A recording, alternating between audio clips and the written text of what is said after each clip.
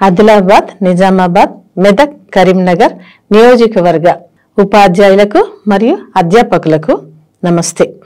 నేను L Suhasini, retired RJD. Adilabad, Nizamabad, Karimnagar, Medak నియోజకవర్గం స్వతంత్ర అభ్యర్థిగా టీచర్స్ ఎమ్మెల్సీగా నామినేషన్ 10వ తారీఖు నాడు వేయుచున్నాను.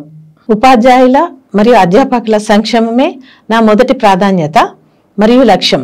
పేద విద్యార్థులు చదువు కొనుక్కోకూడదు, చదువుకోవాలి. గవర్నమెంట్ స్కూల్స్లో, కాలేజెస్లో పనిచేస్తున్నటువంటి లెక్చరర్స్కి అక్కడ సమస్యల పట్ల అవగాహన ఉన్నట్లు నాకు కూడా 30 సంవత్సరాల సుదీర్ఘమైనటువంటి సర్వీస్ని గవర్నమెంట్లో చేశాను కాబట్టి వాటి పట్ల అవగాహన ఉంది.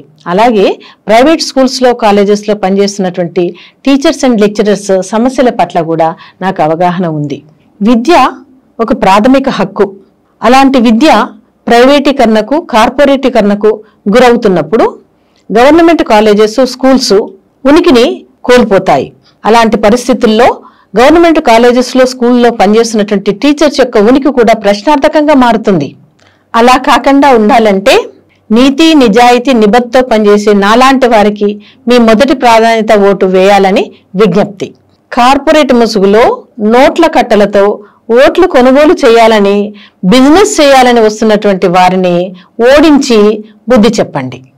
కాబట్టి ఈ నెల 10వ తారీఖున నా నామినేషన్ కార్యక్రమానికి టీచర్స్ మరియు లెక్చరర్స్ పెద్ద స్థాయిలో హాజరై మీ యొక్క మద్దతు తెలుపుతూ నన్ను ఆశీర్వదించాలని కోరుకుంటున్నాను. ధన్యవాదములు.